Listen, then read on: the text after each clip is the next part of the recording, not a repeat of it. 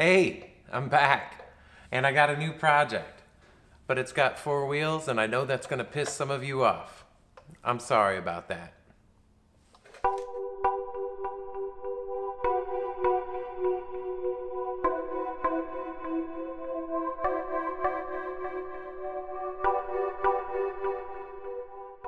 Hey, nice to see you all again.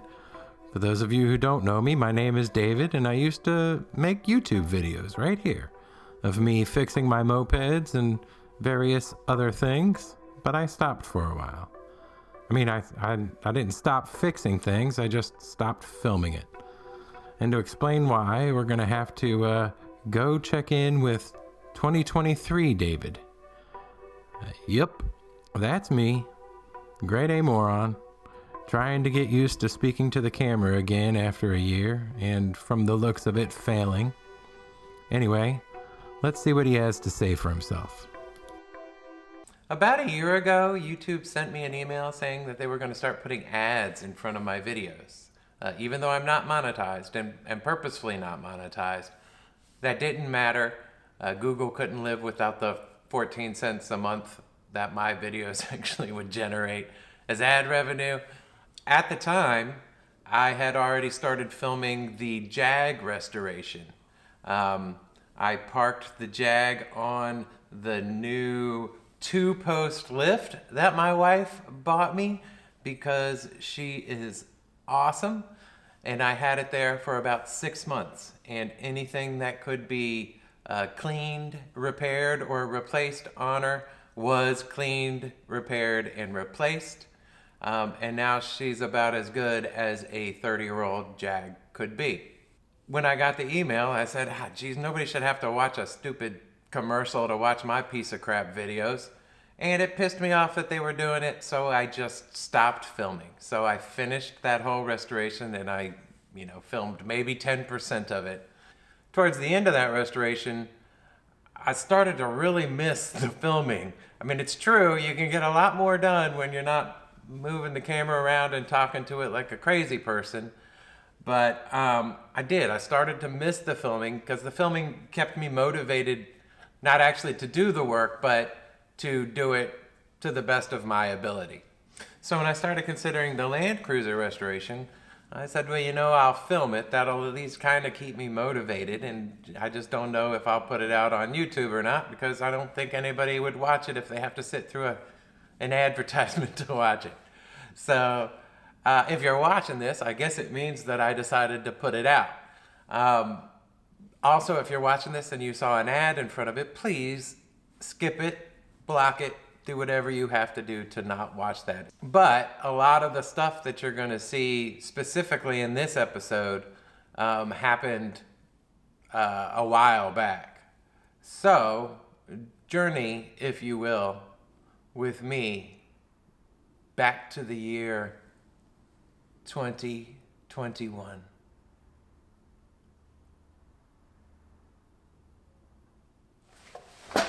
I feel like that one went pretty well.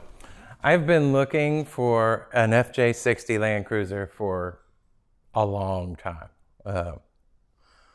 Over the last, 15 years or so, I've probably went and looked at 10 or 15 of them that I was considering buying, and I never did pull the trigger. There was always something wrong, and 90% of that time it was rust. Either the frame was rusting out, the body panels were beyond repair.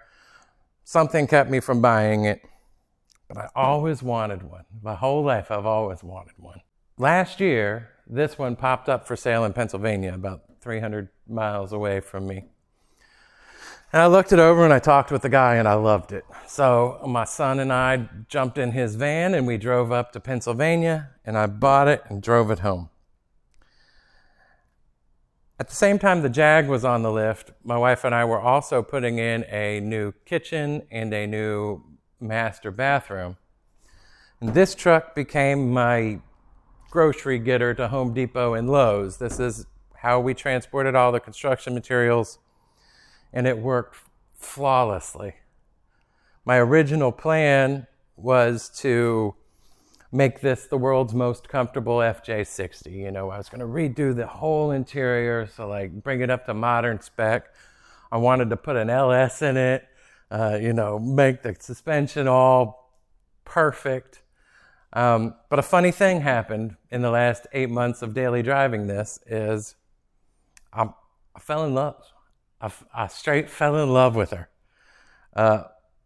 She's utilitarian and basic, and that's the charm. That's the beauty. And I get that now. I'm not saying there aren't some things I want to fix and replace and make better. There definitely are. And of course she can look better. And I will do that as well. But a lot of my original plans for her are now out the window. So anyway, in this episode, what we're going to do is just do a walk around, start making a list of parts I need to order, and get a game plan for what I'm going to fix and how I'm going to fix it. Okay, let's start here in the engine. Some of you probably have already noticed that this is not the original Toyota 2F engine that would have come in the FJ60. This is instead a 5.7 liter small block Chevy. It comes out of a 1987 K1500 pickup truck. I know that because I have the VIN number of the truck this came out of.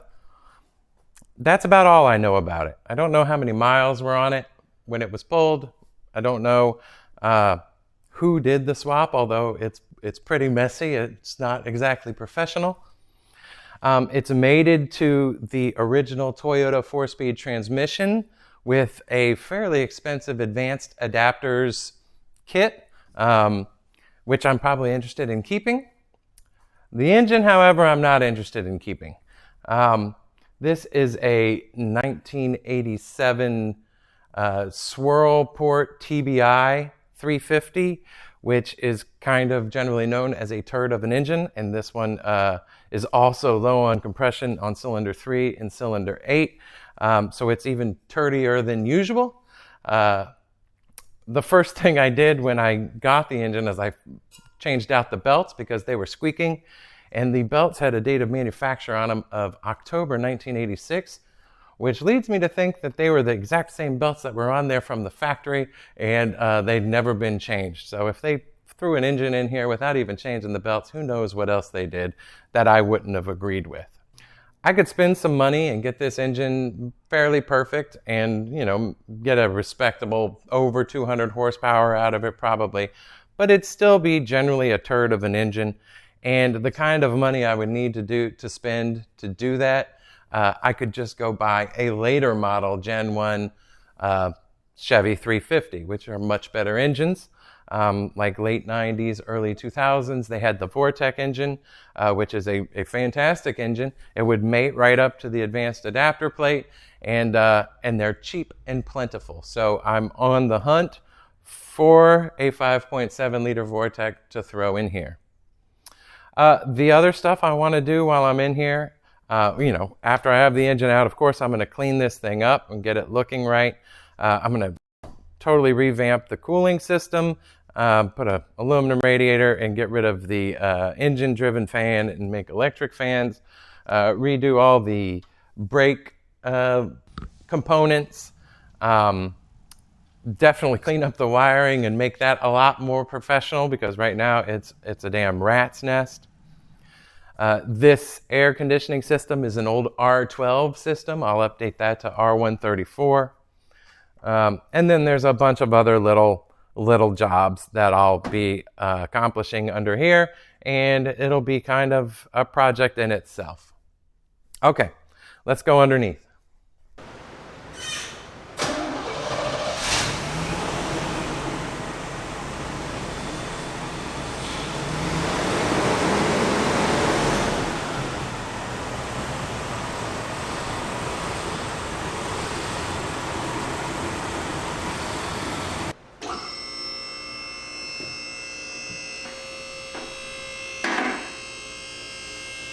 That's pretty sweet, huh? There are two main things I'm looking at under here right now. One is this Toyota manual 4-speed transmission. I think it's called F4S or H4FS, I can't remember. And there's nothing wrong with this transmission. It goes in and out of gears no problem. And it's bulletproof. I mean, they put these in a lot of cars and they still work. My problem is that I can do 70 miles an hour in this car, but when I do, I've got it pegged at about 4,500 RPM, which is ridiculous. Now, Toyota makes a 5-speed manual transmission, which is pretty much a direct bolt-on replacement for this transmission. It's called the H55S or something like that. I want that because I want to go fast and not throw 4,500 RPM up there. So that's the first thing I'm looking at, is how difficult it's going to be to get that transmission in. Probably rebuild the transfer case while it's out, although I've tested this thing and it works beautifully. But since it'll be out, I might send that out for a rebuild or get a rebuild kit and see if I can do it myself. I'm not sure. But that's the first thing I was looking at. The second thing I was looking at is this frame, which I want to completely get rid of all the surface rust and repaint and make it perfect. So I'm looking under here to see if that's something I can do without taking the body off. I'm not opposed to doing that. If I have to take the body off to get at that frame and do it correctly, well, then I will. I think I'm replacing all the fuel lines and brake lines and exhaust, and I mean, this will be pretty much bare. Right now, what I'm thinking is that I'm not taking the body off, but that's subject to change. For being 35 years old, the interior of this car is in fantastic shape. The seats and the upholstery are good. The carpet's reasonably good. Yes, there are a few cracks in the dashboard, but everything kind of works. I mean, the AC doesn't work, but that's because of a problem up front, not in here. I guess if I was fixing this thing up to, factory, I'd be super excited about these seats because they're in great shape, but they aren't comfortable. And I've reached an age where I like to be comfortable. The center console is way too low. I can't put my arm on it. The seat has absolutely zero support, and it's not adjustable except for back, forward, up, down. The back of it, I would like to make a little bit more heavy duty and utilitarian so I can shove stuff in, because this still will be my work truck. I'm going to be carrying mopeds and lumber and all kinds of stuff in that back. So I would like that to be somewhat usable without worrying about messing it up. But really, it's just little things, and maybe some new seats in here, and a little spruce up. The interior, I don't think is going to be too terrible of a job. Famous last words. Okay, so that's pretty much the meat and potatoes of it. There is some cosmetic work that'll need to be done. She has her beauty marks. I will fix and address those as well, and I will also give her a paint job, probably the original silver, because when I think of a Landcruiser FJ60, I think of it as a silver car. Not sure why, but it feels right to me. So that's it. Why an FJ60? Well, because it's the toughest, most capable truck on the planet. A favorite of Talibans and drug dealers alike, which is a testament to its penchant for danger and religious zealotry. Either way, I love it. I guess it's because a Landcruiser is what you drive when you want to make it home alive, through rocky plains and mountains high, and through beaches wet, and deserts dry, high, high, high, deserts dry.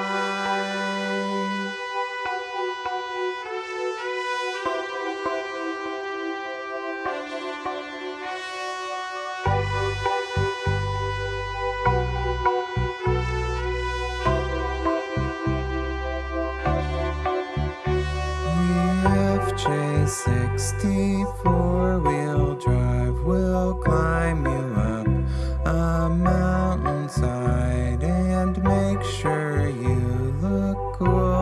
sides. We'll take this Toyota and make it shine. Make it shine, we'll make it shine. Make it shine, we'll make it shine. We'll make it shine. We'll make it shine.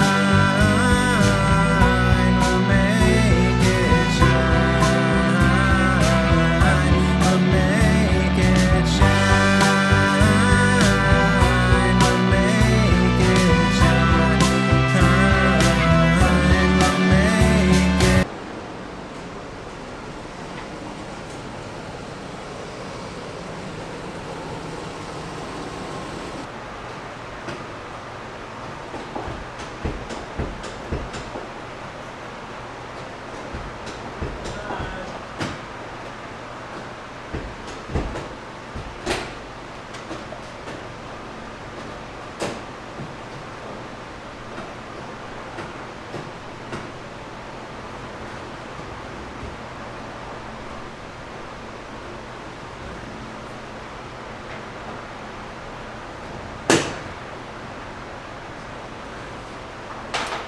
I got a new engine.